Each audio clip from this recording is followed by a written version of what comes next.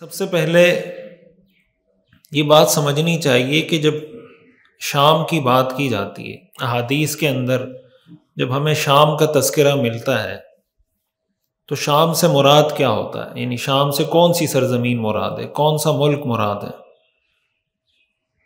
حضور علیہ الصلاۃ والسلام کے زمانے میں جو شام کی سرزمین تھی، کس سرزمین کو شام کہا جاتا تھا؟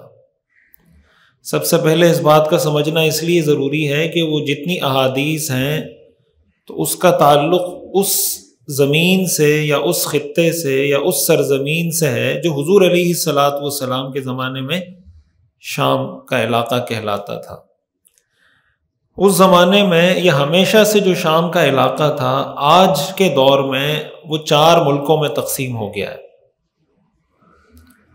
اس میں ایک شام ہے جو سیریا کہلاتا ہے، دوسرا ملک فلسطین ہے جس پہ اسرائیل نے قبضہ کیا ہوا ہے، مقبوضہ فلسطین، اور تیسرا ملک ہے اردن، جارڈن جس کو کہتے ہیں، جو شام کے جو موجودہ شام ہے یا سیریا ہے اس کے جنوب میں نیچے کی جانب جارڈن ہے، اور اس کی مغربی جانب یعنی اس کے لیفٹ سائڈ پر آج جو سیریا ہے اس کے لیفٹ سائڈ پر جو ملک ہے اس کو لبنان کہتے ہیں۔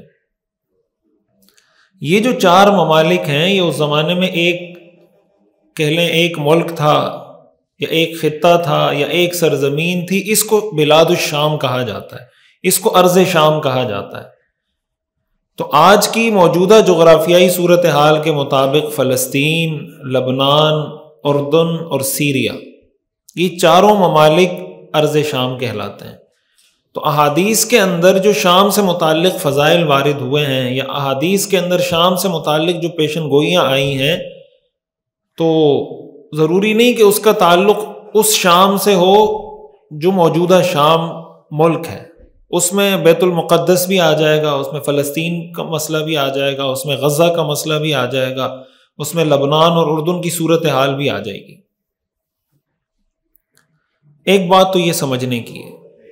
دوسری بات سمجھنے کی یہ ہے، قرآن کریم سورۃ الاسراء کے اندر اللہ تعالیٰ ارشاد فرماتے ہیں، سبحان الذی اسریٰ بعبدہ لیلا من المسجد الحرام الی المسجد الاقصی الذی بارکنا حولہ، کہ پاک ہے وہ ذات جو اپنے بندے کو رات کے وقت لے کر گئی مسجد حرام سے مسجد اقصی کی طرف۔ آگے اللہ فرماتے ہیں الذی بارکنا حولہ، وہ مسجد اقصی جس کے ارد گرد کی سرزمین کو ہم نے مبارک بنایا ہے۔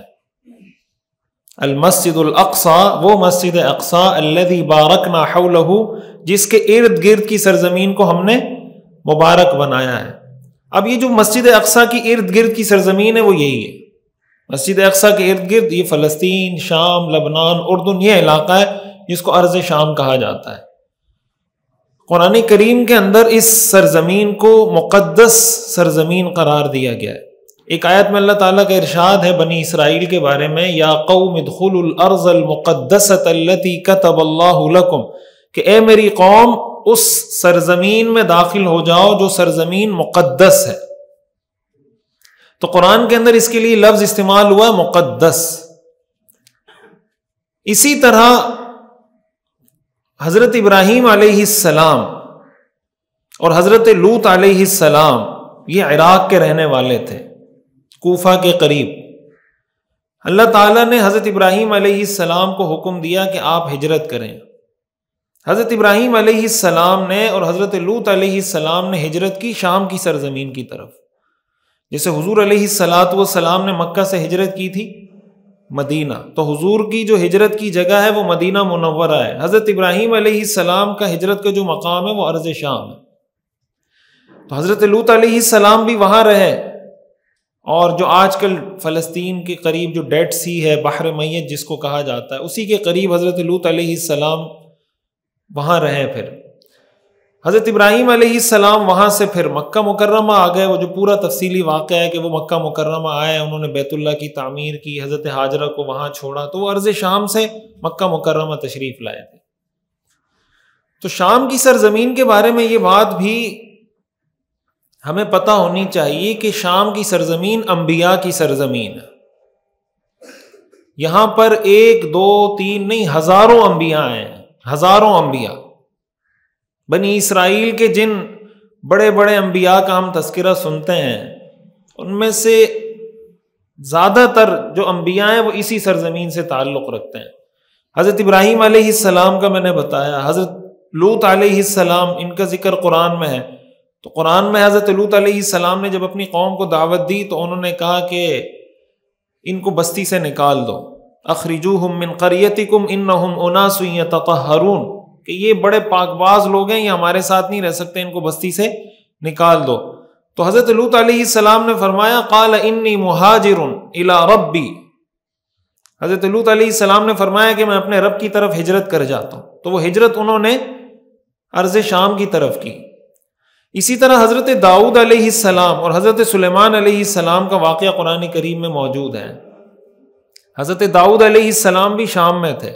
حضرت سلیمان علیہ السلام کی جو بادشاہت حکمرانی تھی، جو ان کا تخت قرآن میں آتا ہے نا وَلِسُلَيْمَانَ الرِّيحَ عَاصِفَةً تَجْرِي بِأَمْرِهِ إِلَى الْأَرْضِ الَّتِي بَارَكْنَا فِيهَا، کہ حضرت سلیمان علیہ السلام کے لیے ہم نے ہواؤں کو مسخر کر دیا جو ان کے حکم سے ان کے تخت کو اس سرزمین کی طرف لے جاتی تھی جس سرزمین کو ہم نے مبارک بنایا. وَلِسُلَيْمَانَ الرِّيحَ عَاصِفَةً تَجْرِي بِأَمْرِهِ إِلَى الْأَرْضِ الَّتِي بَارَكْنَا فِيهَا. تو اس لحاظ سے جو شام کی سرزمین ہے یہ ہزاروں انبیاء کا مسکن رہی اور ہزاروں انبیاء یہاں پہ مدفون ہیں. حضرت زکریا علیہ السلام ان کا تذکرہ قرآن کریم میں موجود ہے، وہ بھی شام کے اندر تھے. حضرت یحییٰ علیہ السلام حضرت زکریا کے رشتہ دار تھے، خالہ زاد بھائی تھے، وہ بھی شام کے اندر تھے.